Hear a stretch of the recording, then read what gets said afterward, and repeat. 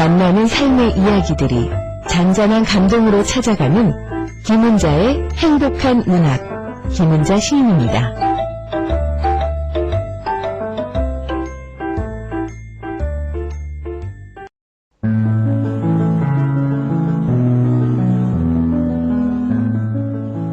김은자의 행복한 문학.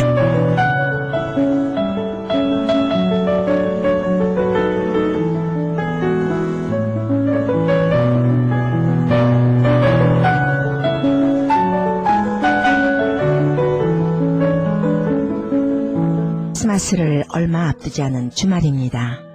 며칠 있으면 이제 크리스마스인데요. 멀쩡하게 살다가도 크리스마스나 연말이 되면 바쁘면서도 외로운 인간의 마음을 또 예수는 어떻게 알았는지요. 딱 이맘때쯤 세상에 오셨습니다. 지난주도 잘 지내셨는지요? 행복한 문학의 김은자 인사드립니다.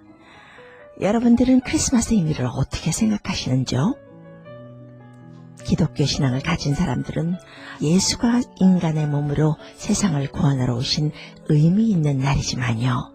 또 보통 사람에게는 크리스마스를 문화로 많이 받아들이고 있습니다.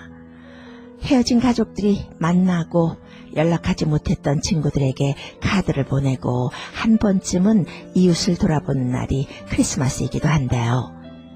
신앙을 가진 분이든 크리스마스를 문화로 받아들이는 분이든 공통점이 있는데요. 나 아닌 타인, 이웃이나 친지, 가족을 떠올리고 생각해 본다는 겁니다. 이웃을 생각한다고 해서 크게 생각할 일 있겠나요? 늙고 혼자 드신 분들, 헐벗고 배고픈 사람들, 나보다 조금 못한 사람들, 나 밥 먹으면서 숟갈 하나 얻는 마음으로 작은 실천이 이루어지는 크리스마스가 되었으면 합니다. 이 시간에 문학으로 여러분들과 그런 정서를 함께 나누는 것도 큰 의미가 있다고 생각합니다. 거기에 작은 실천이 이루어지면 더 말할 나위 없이 아름다운 크리스마스가 되겠죠. 화이트 크리스마스 기다리는 분들 많이 있죠. 흰둥이 내리면 들에도 산에도 장독대에도 버려진 부삽 위에도 골고루 어쩜 그렇게 똑같이 내리는지요. 공평한 흰 눈처럼 누구에게나 행복하고 공평하고 포근한 크리스마스가 되었으면 합니다. 오늘도 문학으로 행복해지는 행복한 문학, 좋은 수필과 시를 나누면서 바쁜 이민의 삶에서 삶과 정서를 공감해 보기로 하겠습니다. 크리스마스 그림이 그려진 카드를 열듯 행복한 문학 시작하겠습니다.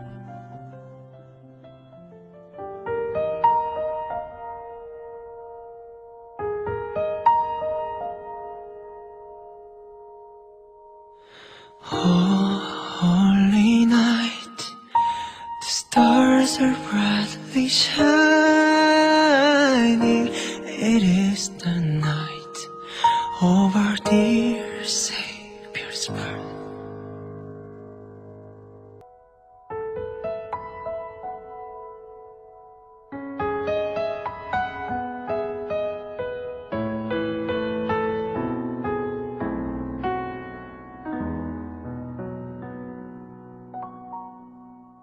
길거리에서 들려오는 캐롤, 또 반짝반짝 빛나는 크리스마스 트리, 그 장식들이 겨울의 차가운 공기를 따뜻하게 만들어주는 요즘입니다. 크리스마스는 기독교에서 예수 그리스도의 탄생을 기념하면서 시작되었지만 전 세계적으로 종교와 상관없이 많은 분들이 함께 지내는 축제가 되었습니다. 각 나라마다 다양한 크리스마스 문화가 있다고 하는데요. 북유럽은요, 아직도 크리스마스의 원조를 놓고 국가 간의 충돌이 있을 만큼 크리스마스에 대해서 진심이라고 합니다. 라트비아, 에스토니아는 크리스마스 추리의 원조를 놓고 수년간 논쟁을 벌이고, 노르웨이, 스웨덴, 아이슬란드는요, 이 산타클로스의 원조를 두고 아직까지 신경전을 벌이고 있다고 합니다. 그런데요, 안타깝게도요, 크리스마스에 관한 정확한 문헌이 없어 원조를 가리기는 힘들다고 합니다. 우리가 사는 미국에서 크리스마스는 가장 큰 명절 중에 하나죠. 11월 말에 있는 추수감사절, 땡스기빙 데이를 시작으로 크리스마스 새해까지 쭉 명절의 분위기를 느낄 수 있습니다.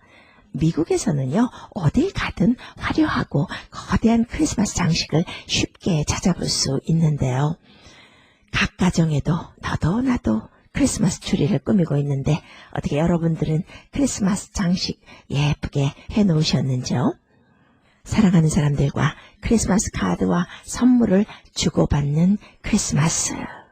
특히 크리스마스 카드에는 자신의 가족의 사진을 넣는 요즘 그런 독특한 문화가 있는 것 같습니다. 그런 크리스마스 카드를 저는 벌써 여러 장 받았는데요. 그런 크리스마스를 앞두고 어떤 문학작품을 소개해드릴까 찾다가요, 좋은 수필을 한 편 발견했어요. 박현규 수필가의 크리스마스 선물이라는 수필인데요. 낭독 듣고 문학 얘기, 크리스마스 이야기 시작하겠습니다.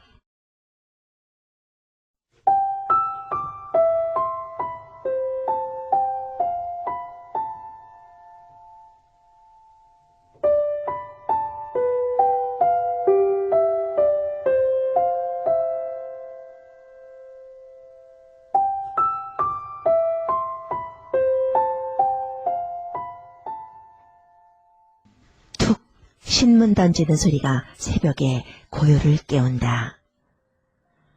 황급히 사라지는 발자국 소리를 따라 여느 때와 같이 현관문을 반쯤 밀었다.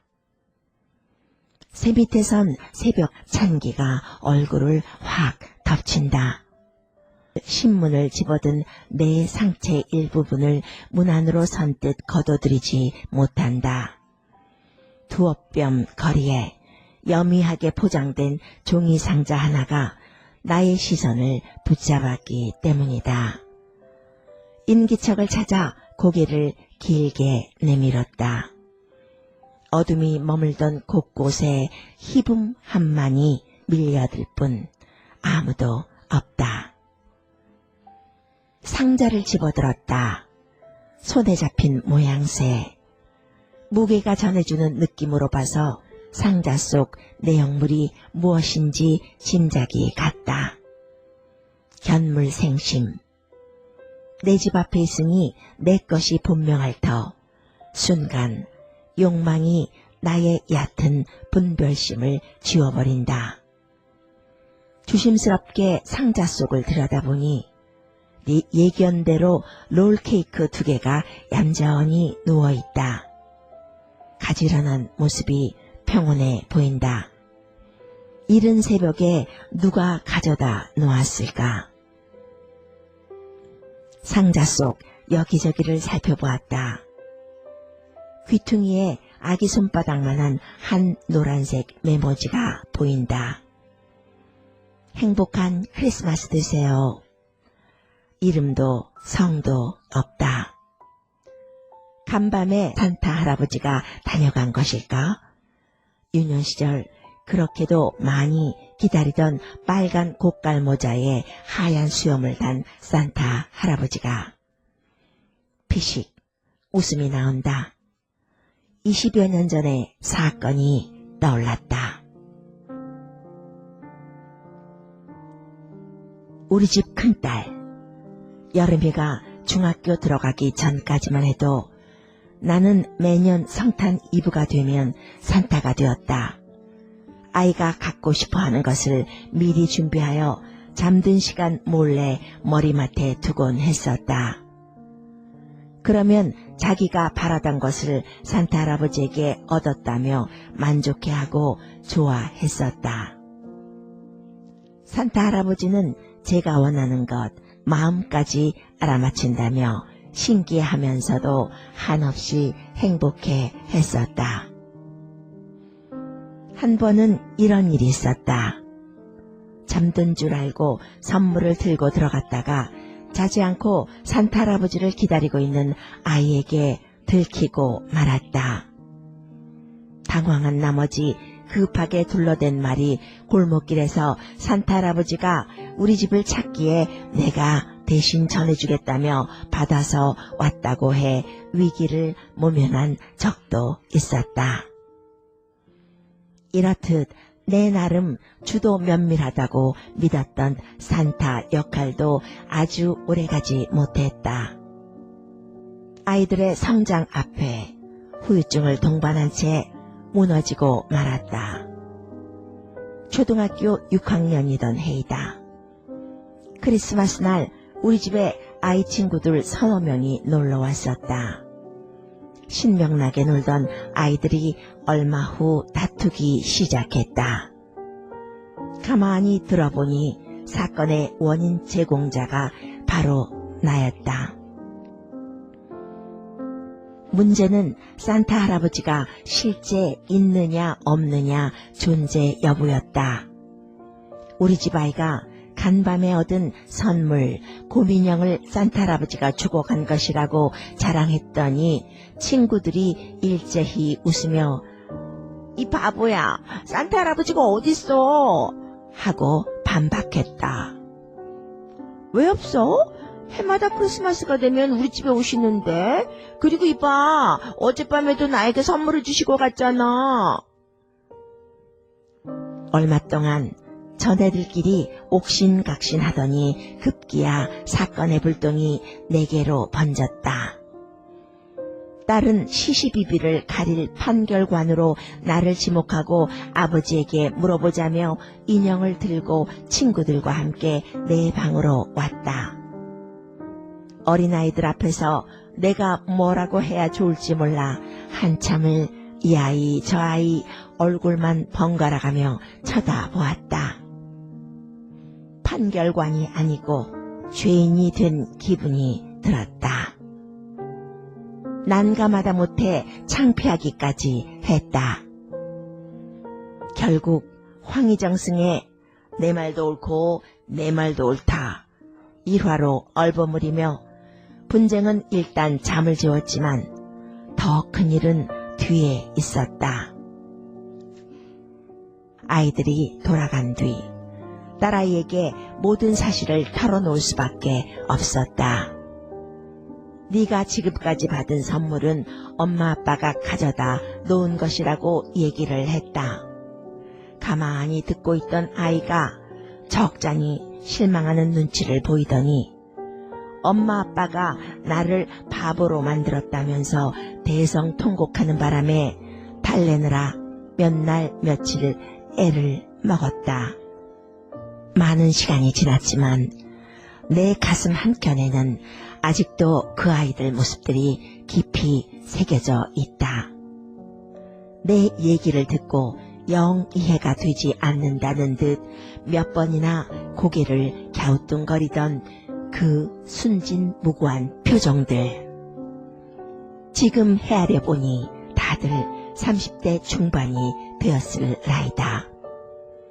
아마 지금쯤은 그들도 내 마음을 이해하리라.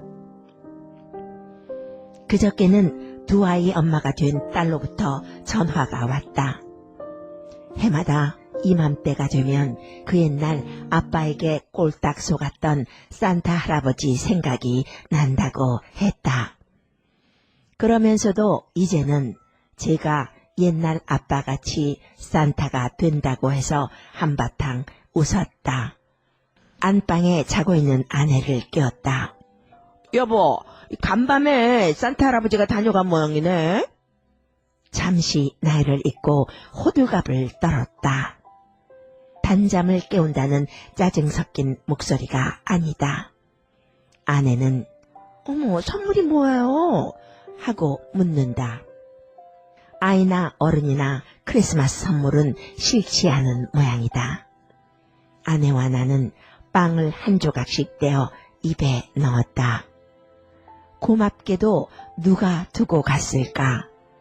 상자 속에 들어있던 메모지를 뚫어지게 바라볼 뿐이다.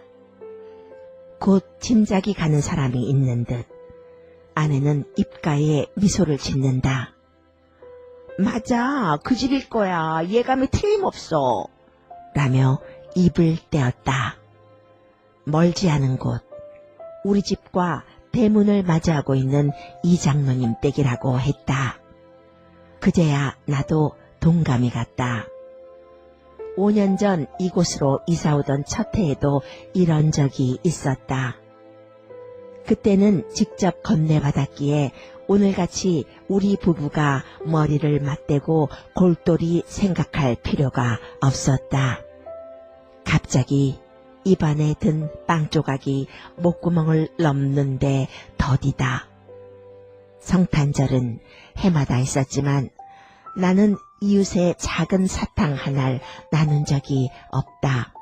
얻어먹기만 하는 얌통머리 없는 짓만 하고 살았는데 마음을 떨칠 수가 없다. 이웃 간에 정 나누고 기쁨을 주는데 믿음 다른 것이 무슨 이유가 되겠는가. 다음 성탄절에는 내가 먼저 산타 할아버지가 되어 그 집 앞을 찾으리라.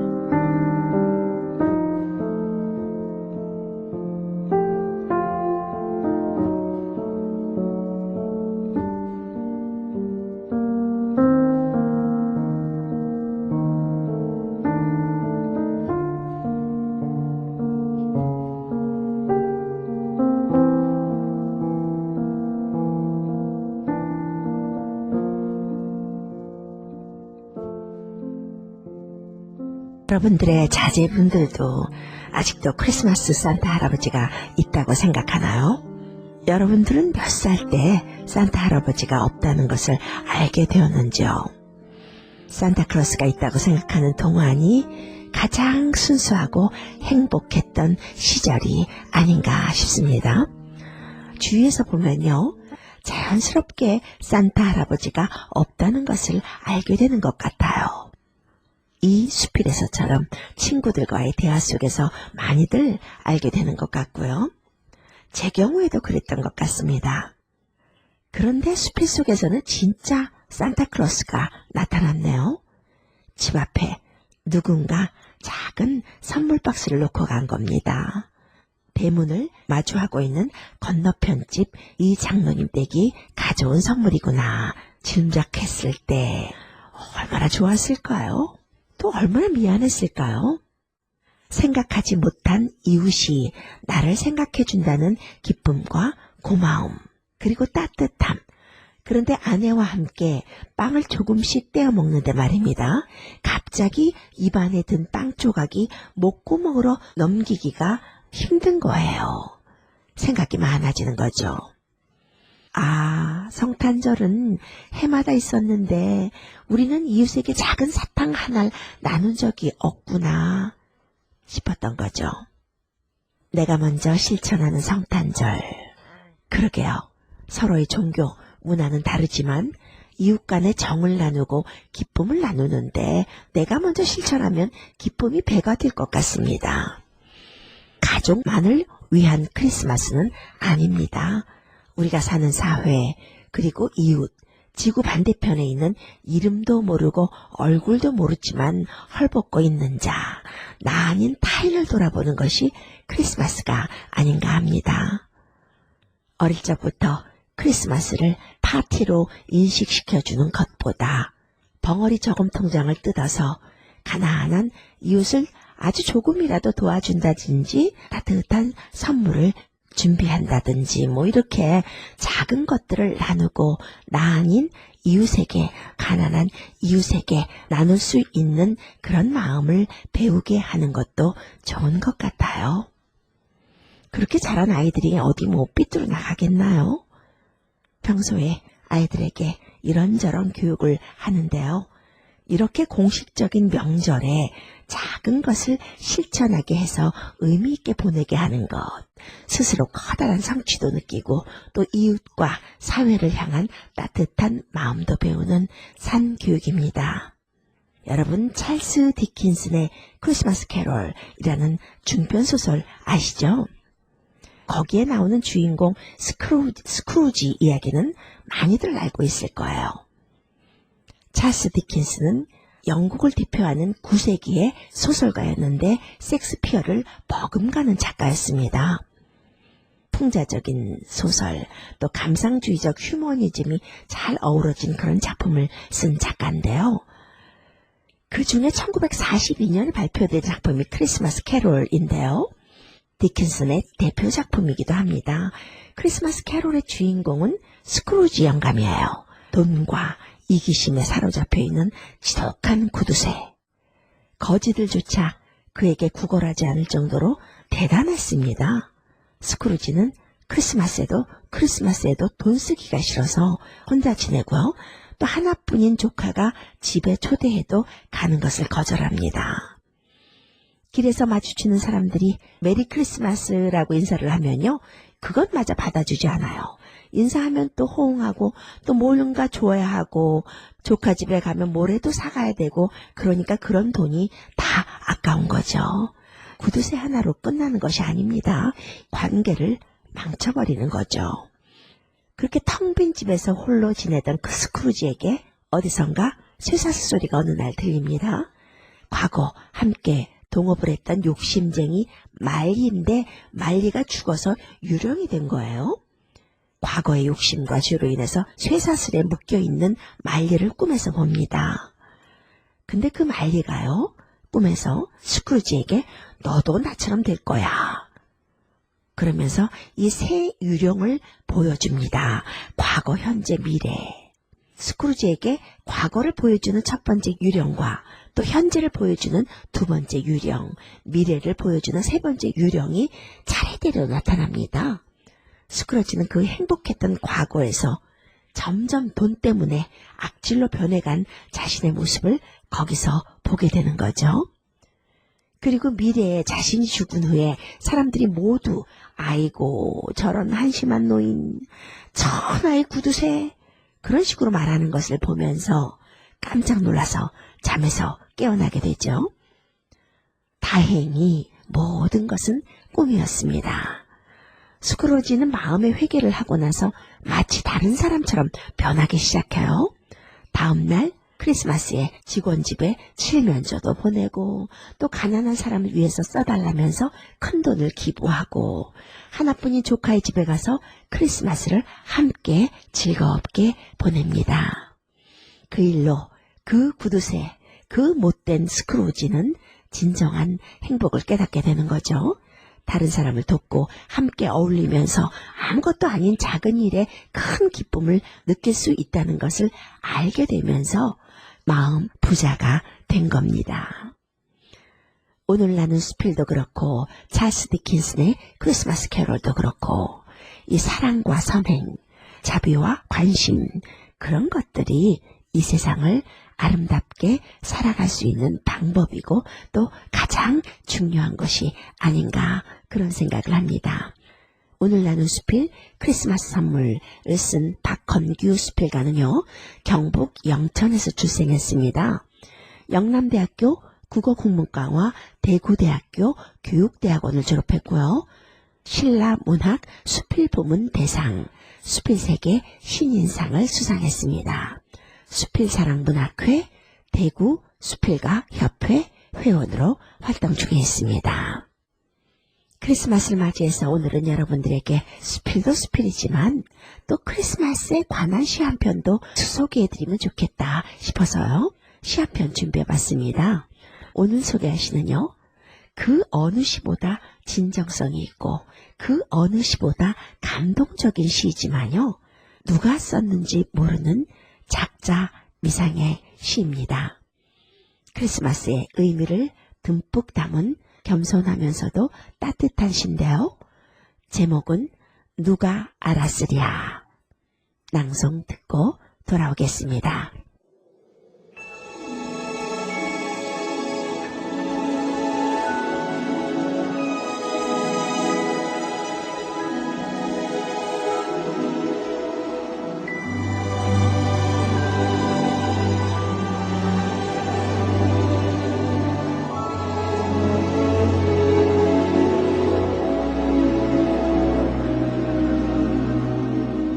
허리를 굽히지 않으면 들어갈 수 없는 마국간에 악이 오셨네.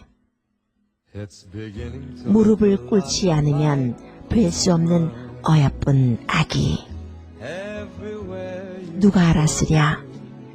세상을 만드신 당신 저리도 작게 오실 줄은 누가 알았으랴? It's beginning to look a lot like Christmas. Toys in every store. 작자 미상에 실할지라도 이렇게 가슴을 치는 시가 있을까요? 말구 위에 나신 예수, 무릎을 꿇지 않으면 뵐 수 없는 세상을 만든 분이 저리도 작고 낮게 오신 것을 그대는 아는가? 라고 우리에게 묻는 시입니다. 눈이 오면 세상은 공평해집니다. 나무 위에도 지붕 위에도 다진 꽃가지 위에도 공평하게 덮이는 흰 눈. 내가 먼저 손 내미는 작고 낮은 크리스마스 맞으시기 바라면서 행복한 문학 여기서 마치겠습니다. 메리 크리스마스 김은자였습니다. It's beginning to look a lot like Christmas. Soon the bells will start. And the thing that'll make them ring is the carol that you sing right within your heart.